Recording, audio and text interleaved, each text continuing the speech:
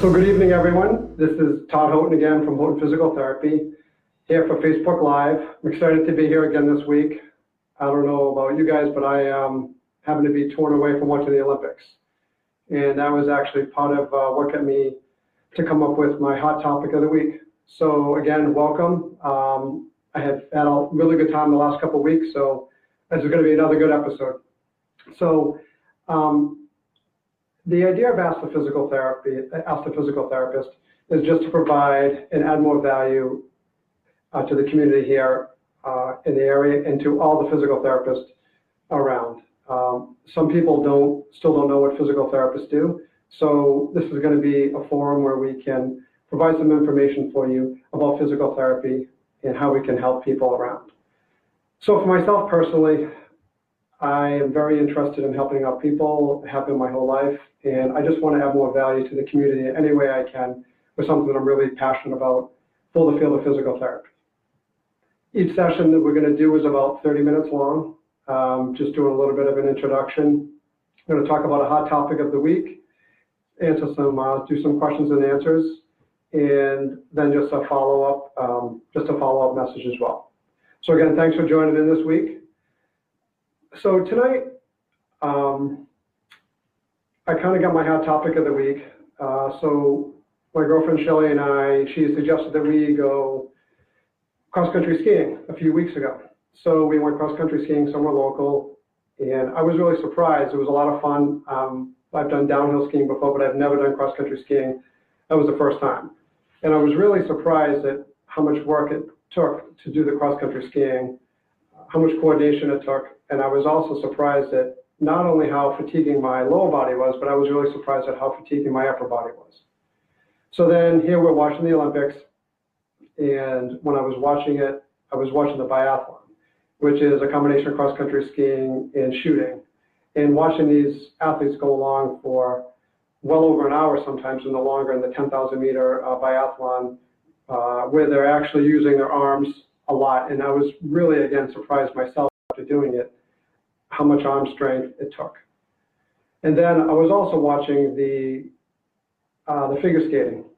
What I really noticed with the figure skating, even though it was primarily a lower body activity, how much upper body strength it takes for a lot of the different poses that you need to do, and especially when they're throwing their partners up and down.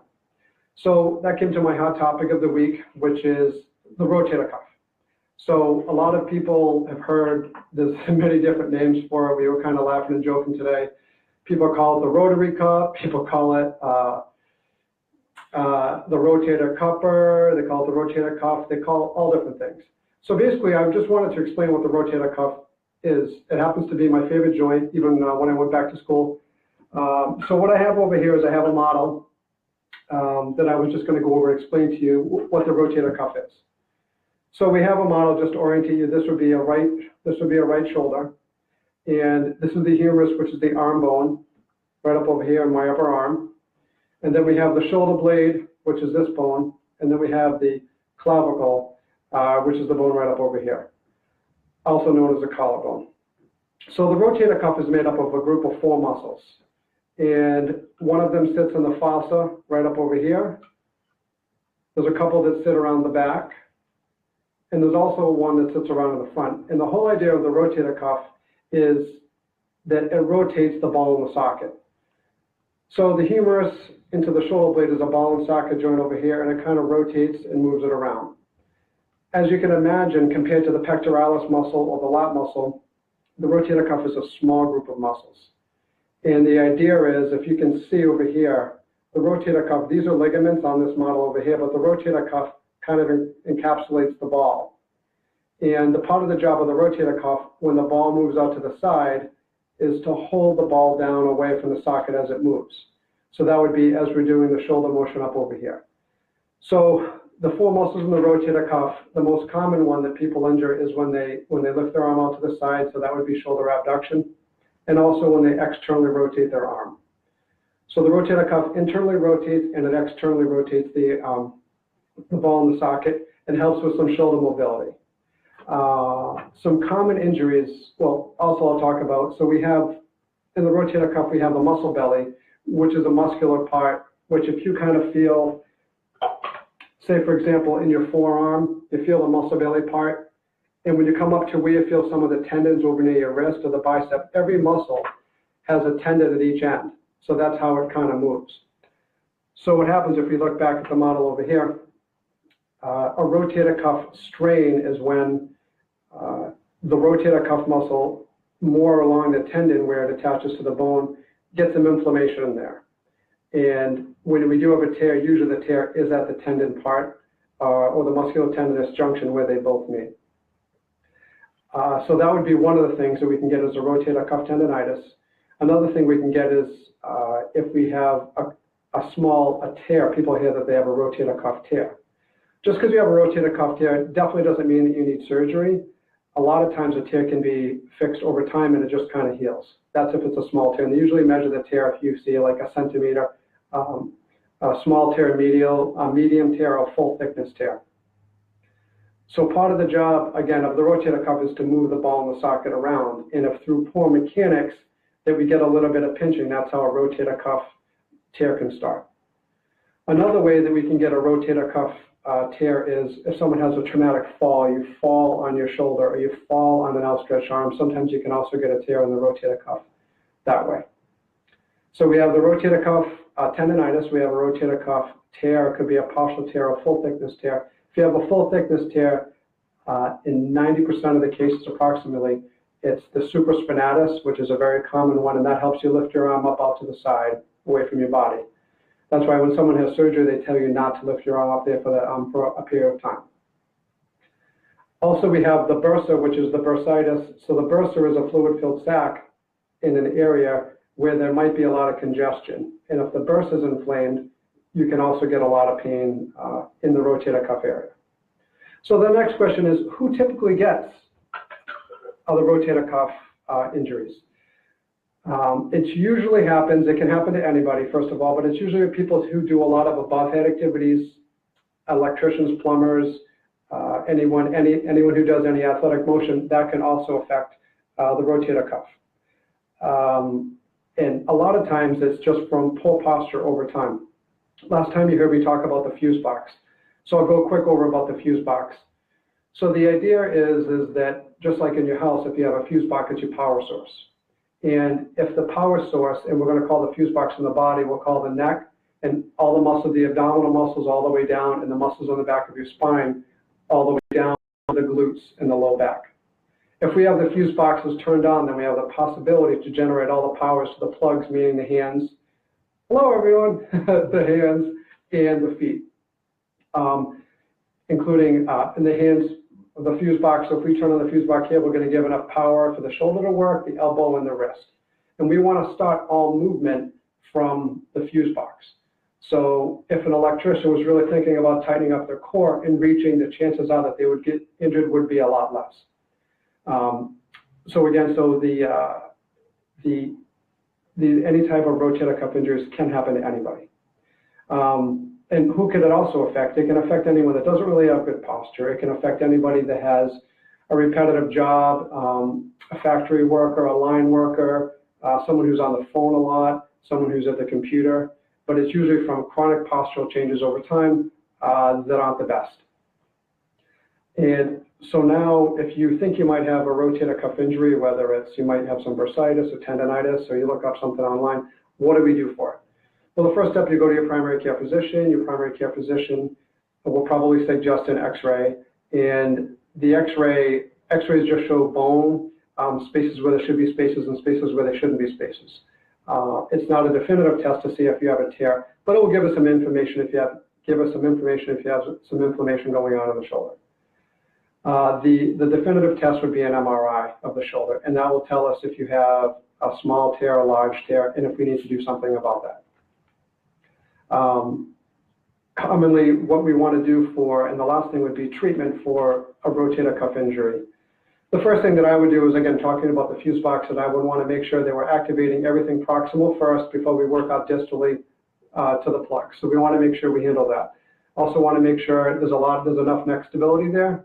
We also want to make sure that your mid-back is mobile enough, because your thoracic spine, which is your mid-back, is responsible for about 24% of shoulder motion. So it would make sense that if you're looking at me from the side and your posture's a little bit forward and your mid-back doesn't move very well, then it's going to change the mechanics of your shoulder, and over time that could lead to a rotator cuff injury. So we would work on the neck, we'd work on the upper back, and then we'd work our way down to whatever we need to do to strengthen and work on the shoulder muscles. But it would always be important to start here first. So that's a hot topic of the week, and so we'll get to some questions now.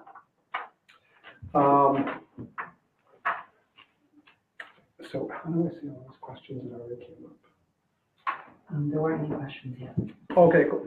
So, hi Heather, how's it going? In New Jersey in the house. Renee, nice to see you back again. Tuning in again this week. Awesome seeing you. Hey Emily. Hey Ron, how's it going? So if anyone has any questions for me, please feel free to fire away. And also, if you don't have any time, if you don't get your question answered online, we go back to the previous week, and I want to get to and answer all the questions that we didn't get to last week. But if you want to reach out to me at toddh@houghtonphysicaltherapy.com, you can always do that.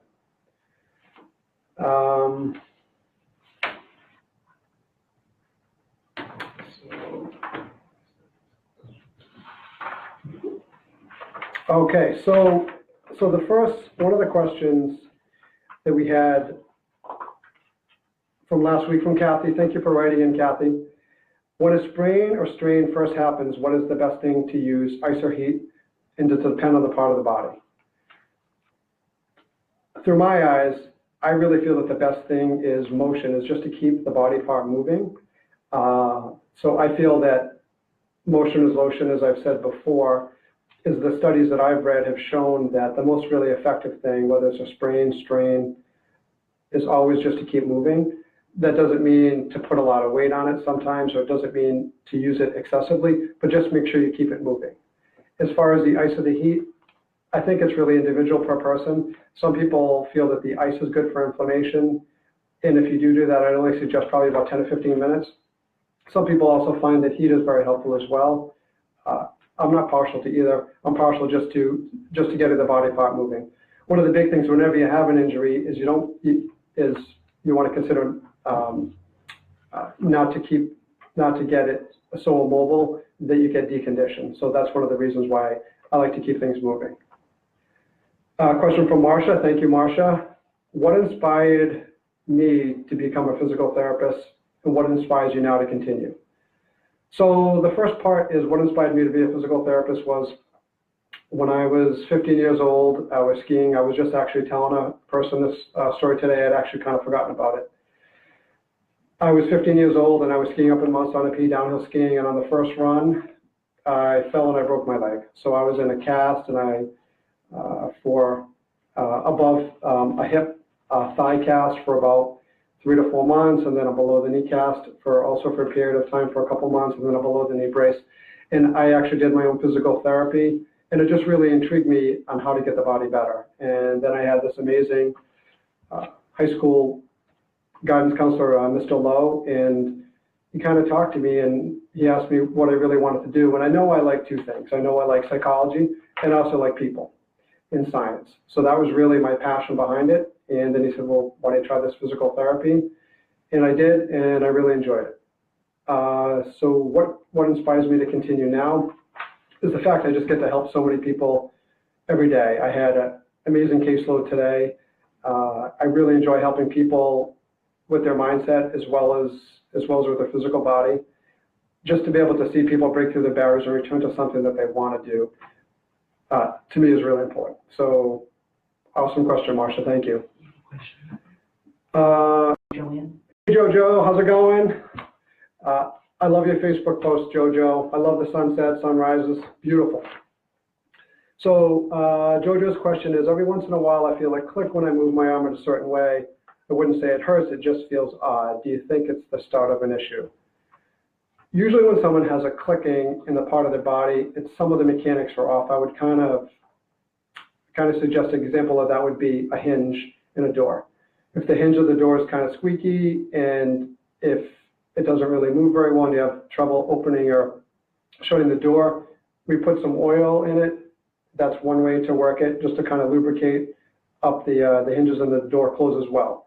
Another way is you might realize that maybe a screw or two is missing from the hinge, so the door is out of center. So just by addressing and getting it back in better alignment, that's usually something that helps out. So how does that relate to the body?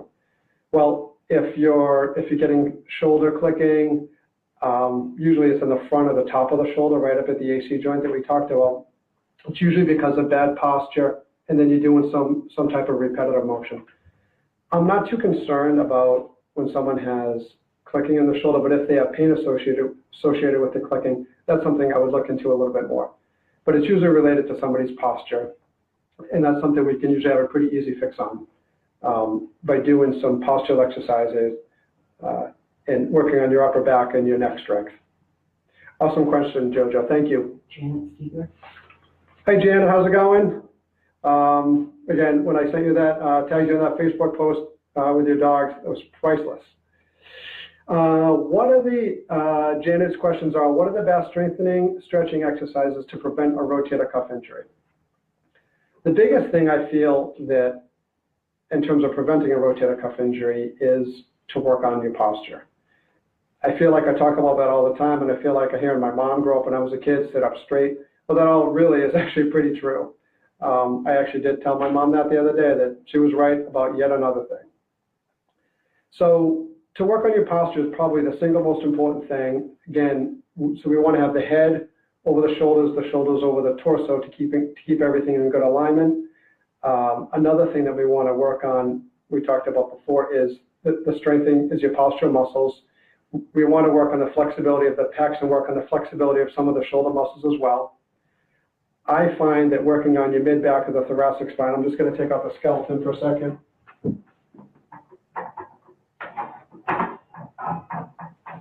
So if you look over here at the spine, so this would be from the back. So this is the pelvic and the hip bones over here. These are the femur and the bones. Now if I turn to the side, we have the lumbar spine over here, which is made up of 5 vertebrae in the low back. Then we have the thoracic spine, which is 12 vertebrae. And then we have the neck, which is 7. So if we count down the first cervical, 2, 3, 4, 5, 6, 7. So this is the first thoracic vertebrae, all the way down to 5, 4, 3, 2, 1. So this whole level right over here, the thoracic spine. I find the thoracic spine is something that I work on almost with every patient that I have, because it does have so much to do with the neck. It does have so much to do with the shoulder complex. Like I said, it's responsible for 24% of shoulder motion. The thoracic spine is a mobility piece. The neck is a stability piece, and the low back is a stability piece. So we need to do a lot of exercise to strengthen our core to work the low back and also with the neck. So if we can work, so to answer your question, Jenna, we want to work on the mobility of the upper back, make sure that's really mobile, the strength of the neck, which is going to allow you to have a good posture most of the time, whether you're at work, whether you're doing a sport, and then also the stability of the low back. And believe it or not, all that works into a really good place to start. After we've addressed all those issues with the spine, then that's when I would work a little bit more distal, and by then I would be working, and then I would look at how does the shoulder, like what is the shoulder strength at? But again, I would start with the neck. I'd start with the neck, the upper back, and the low back, make sure that's in good alignment. Then I would slowly start to work on some upper body shoulder strengthening, and also work on the mobility to make sure that the lat muscles aren't too tight and the pecs aren't too tight. And also the shoulder blade is a very important muscle in the back. But as we do the upper body and upper back strengthening, all those go into to having a healthy rotator cuff. Hey Jackie, how's it going? Thanks for tuning in again. Megan, how are you? How important are the glutes and core to a runner? The glutes and the core are everything to a runner. That's an awesome question. I don't want to say that's one of my soapboxes, but that's been one of my passions for the last 3 years, beta testing the whole different theory on the fuse box and how we can help people recover from injuries the correct way. I think we talked about last week as well too, the glutes and the low back, that's turning on the fuse box for the low body, which is going to generate enough power to our legs to be working properly. If we don't work on the core, and if we don't work on the low back, that's when you see things like a calf strain or Achilles tendonitis or the dreaded plantar fasciitis. or the piriformis syndrome, or the iliotibial band, the IT band syndrome. Those are all a result of or symptoms of not having strong glutes and not having a strong core. I feel like I could have a whole talk on that, and possibly maybe that'll be the hot topic of the week over the next couple of weeks, because I think it's something really, really important. That's been a real passion of mine. Whether the glutes and the core are so important, whether you're a runner or not a runner, you're just someone that likes to walk. Anyone that has any of those overuse injuries, that to me is the place to start. Peggy. Hey Peggy, how's it going? And she writes, thanks Don for fixing my frozen shoulders. And her question is, could frozen shoulders lead to rotator cuff problems? It's kind of what came first, the chicken or the egg. I think well, first of all, sometimes certain age ranges are predisposed to having frozen shoulders, and there's really no concrete evidence as to what kind of causes it, except usually there's some type of a trauma that causes you to guard your shoulder a little bit, and then you favor it, then maybe you may for the other one. There's also some medical issues like diabetes. Some of those have been also known to cause a frozen shoulder. So did the rotator cuff issue make it be immobile to cause a frozen shoulder, or did the frozen shoulder lead to some rotator cuff issues? Either way, with both of those, I would definitely start with the neck, the upper back, making sure everything is moving proximal before we work distal. And especially with a frozen shoulder or a rotator cuff, is just to keep things moving. Awesome question, Peggy. Thank you. Can you say the one from Emily? Yes. Hey, Emily. How's it going? What type of exercise do you recommend for postural issues, more core? For any postural issues, I think it's an awesome place to start is with some core exercises. There are exercises that you can find from your local physical therapist to help out with your core. There's also some, that we can find online. The biggest thing I would say with working the core exercises is to make sure the exercises aren't too advanced. Where a lot of people get into trouble is they try exercises that are just too high level for them. There are so many great exercises out there, but we need to make sure that it's in the right progression. A lot of times people will start off with something that's just a little too hard for them, and then they strain, and then the mechanics are off, and then they get into some issues. That's why you should really seek a professional before you start doing a whole core routine. Or if you do start one, if you're feeling pretty good, great. If you do feel like you do start one and you start to notice some aches and pains that don't feel right, that's when I'd definitely probably consult somebody. Awesome exercises. Awesome questions, Emily. Thank you. Owen? Owen, how's it going, Owen? Thanks for reaching out today. Hip mobility. I'm just going to take a guess at what you mean by that, Owen. Maybe how important is hip mobility? To me, it goes to, again, we're talking about the fuse box issue, and if someone has a tight hip, say for example, a lot of people say they have a piriformis syndrome or they have tight hamstrings. And if people have one of those issues, my first thing is why. So instead of working on the hip mobility and stretching out a hip or stretching out a hamstring, that might be holding on for dear life. If the hamstring muscle is really, really tight, I'm looking to see why. So I would be looking at the glutes to make sure the glutes are working, make sure the low back is firing first. Same thing if you have any hip rotator issues or the hip isn't moving as well, I would look to make sure everything's functioning in right alignment first before we start to stretch out the hip. Because if something's holding on for dear life and protecting as a protective mechanism, like tight hamstrings usually are, then stretching them out could make the symptoms a lot worse. Also, if the hip is really tight, why is it tight? Is it a low back issue? Is it a hip issue? Is it a neurological issue? And those are one of the things that we want to clear first. Once we find out that everything's working well, if we activate the back and activate the glute, usually what happens is the hip mobility just gets better. And then we need to look for the imbalances of the hips are weak, and then we start to work down the chain. Hopefully that answered your question, Owen. Thanks again for reaching out today. Janet, well, I never would have thought about strength mobility as a starting point, and my desk job is not helping any part of my body, is it? From a liability workman's comp standpoint, that's really a good question. I would suggest at work, something that most people, I think really, if you have a desk job, is to really look up online or again, talk to your physical therapist to get some information about the best workplace setup. We actually have someone here in the office, Don, who goes out to workplaces to make sure that they have the best equipment, whether it's the right height for the desk, the monitor height. But a lot of this information you can really find online. So if you have the perfect workplace setup and everything's really rocking, is your posture important? It absolutely is. It is something you really need to be aware of. And I really feel that everybody, it doesn't matter how old or how young you are, everybody should be doing a strength training program.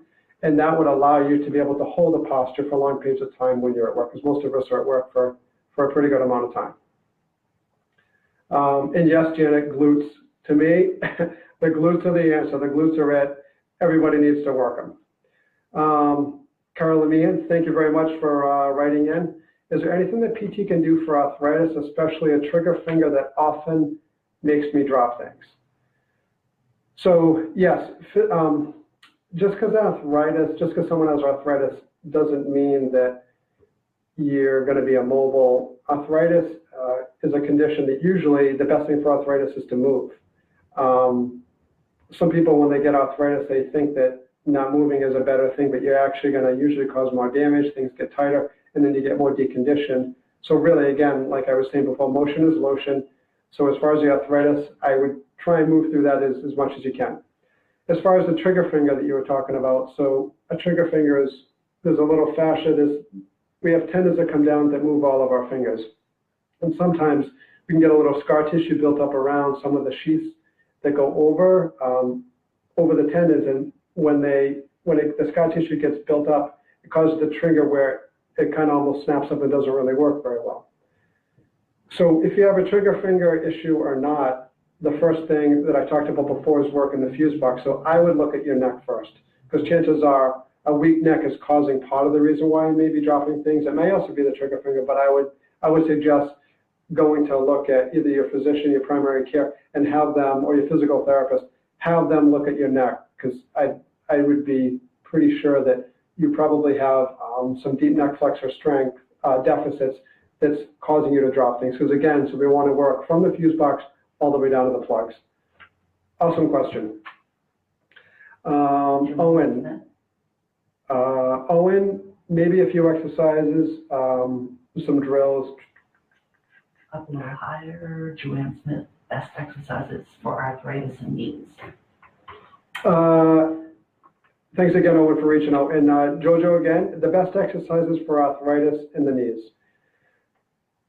I feel the best thing that people can do is just a generalized conditioning program. I think everybody should have some type of home gym at home. Everybody should be doing a type of strength training at home in which we're working the core. So I would say I would probably start working with working your low back, working your core, working your abdominal muscles, and then I would be working out to the hips. And as far as arthritis for knees is just to move. A lot of people find walking on a treadmill is good. Anything you can do in the pool is also fantastic. Swimming in the pool, walking in the pool, that's just going to make it more buoyant, which is going to take pressure off your knees, especially if you're going in a different exercise program. The ellipticals are a really good thing. It's not as much impact. They have the arc, they have the Stairmaster. Anything like that to get motion, I think is great for the knees.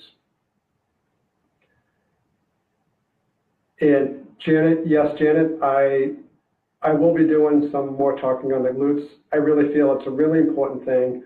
And through beta testing over the last couple of years, thousands of patients working the low back and working on the glutes has made a dramatic difference. I had a patient today that was having difficulty. They had a knee replacement, so they had a difficulty. So the quadricep muscle, just so everyone knows, the quadricep muscle is the muscle on the front of your thigh. And if anyone knows anybody that's had a total knee replacement or even knee surgery, you know that the muscle in the front of your thigh, after the surgery, it doesn't really work very well. So we were having trouble with him just to get a strong contraction of that, because when you stand, as you're going to go walk, when you go to stand, if this muscle isn't strong enough when you go to weight bear, it can feel like it gives out. So we were really trying to work on the strength of the core, but we were having some difficulty doing it. So I had him lie on I had the patient lie on his stomach, and I had him do some Supermans, and maybe I can demonstrate that next time. But it's just what it sounds. We put your hands behind your back, we squeeze your glutes together, and we lift your arms and your legs off the ground, just like Superman or Superwoman. And so we did, I think, 5 reps of those. When he turned back over on his back, he was able to get a much stronger contraction on his quadricep muscle, and he was able to do a straight leg raise at that point, just by firing the low back muscles, which feeds into the same fuse box theory as if we can turn on the fuse box, it gives power to everywhere else. So it is all about the glutes, Janet. Thank you. Inversion then, for depth fuller. So at this point, I'm going to finish up tonight with the questions tonight, and if anyone keep writing in, you can send me an email. I'm going to make sure that I answer each and every one of the questions that you guys ask. I want to thank you guys for tuning in tonight. It was awesome questions again tonight. I hope this information was helpful.